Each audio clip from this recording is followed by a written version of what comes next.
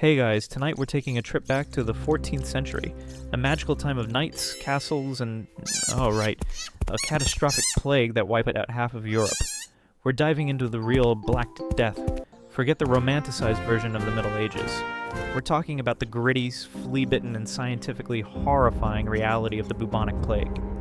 This is a world where your next-door neighbor is a rat, your doctor's only prescription is leeches, and the most popular new social event is digging mass graves. Tell me about it! You think you're a survivor because you use hand sanitizer. Trust me, you wouldn't last a week. And we're going to prove it. If you enjoy watching Kai get terrorized by microscopic bacteria for your educational amusement, a quick like or a subscribe would be amazing. As always, I love seeing our global classroom. Drop a comment with where you're watching from and what time it is. Now wash your hands, grab a banana for purely ironic plague protection, and let's find out how quickly you become a medieval statistic. The first 5 minutes. Congratulations, you're infested. You've just finished falling through a swirling banana yellow time portal which spits you out into a muddy straw-covered alley in a medieval European city, circa 1347. The good news? You're not in the Ice Age. The bad news? You've just landed in the middle of the single deadliest pandemic in human history. The first thing that hits you is the smell. It's a complex, multi-layered assault on your nostrils, a bouquet of unwashed humanity, rotting garbage, animal waste, and a strange, sweet, sickly odor that you can't quite place.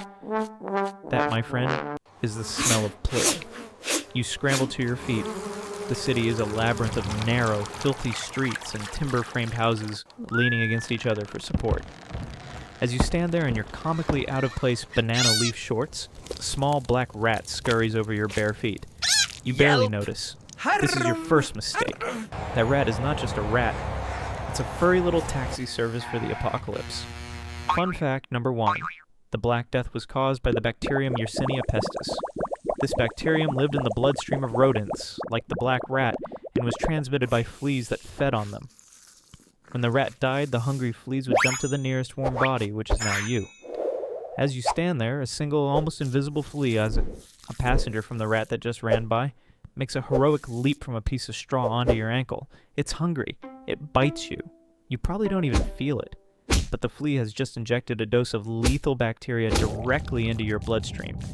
Your first 5 minutes are over, and you are already infected. You just don't know it yet. The first 24 hours, the silent invasion. You have no idea you're a walking dead man. You spend your first day in a state of utter confusion, trying to navigate the filthy, chaotic city. You're thirsty, so you drink water from a communal well, sharing the bucket with a dozen other people. You're hungry, so you eat a piece of gritty, questionable bread from a market stall. You are blissfully unaware that a microscopic army is currently staging a full-scale invasion inside your body. The Yersinia pestis bacteria travel from the flea bite to your nearest lymph node. Once there, they begin to multiply at an astronomical rate, hijacking your cells and overwhelming your immune system's defenses. Your white blood cells, the soldiers of your body, rush to the site of the infection, but they are completely unprepared for this new devastating enemy. They are slaughtered by the billions. This epic microscopic battle inside you produces no outward symptoms.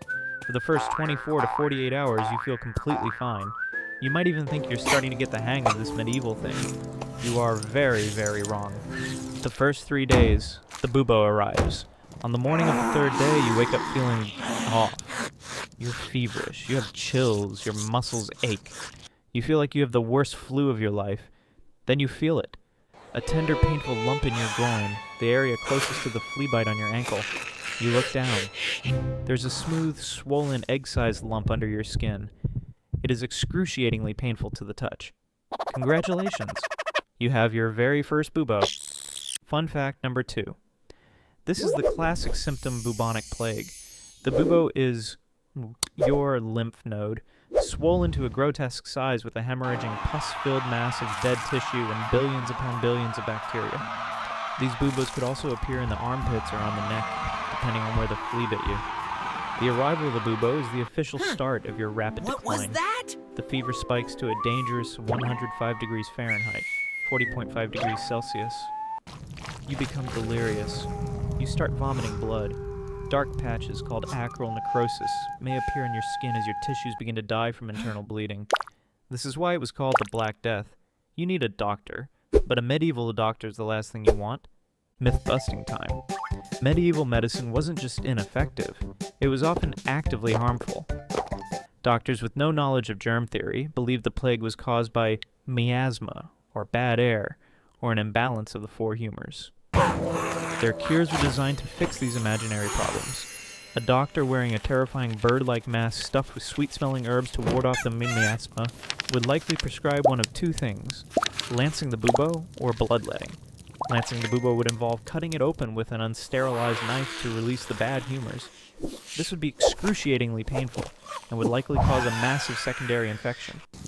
Bloodletting, the draining of blood from a vein, would only weaken you further, making it harder for your body to fight the actual disease.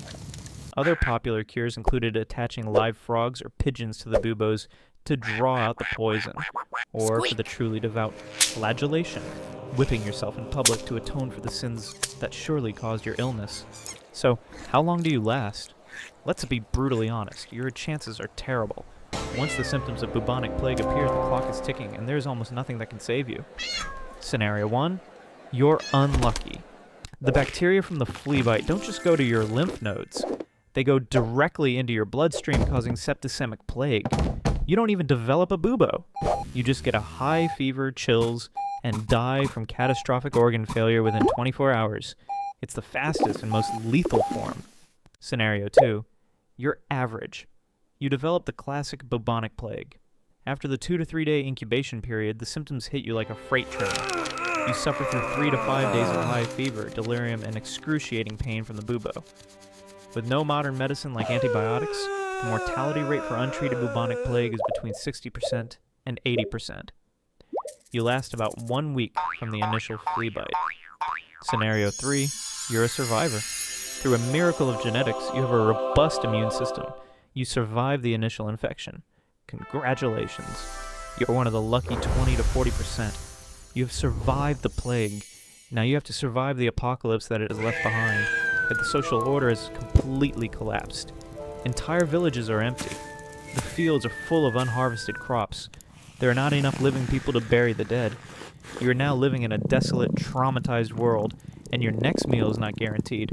Your end comes a few months later from starvation or violence at the hands of other desperate survivors. The simple, boring truth is that you do not survive. The Black Death was a biological perfect storm.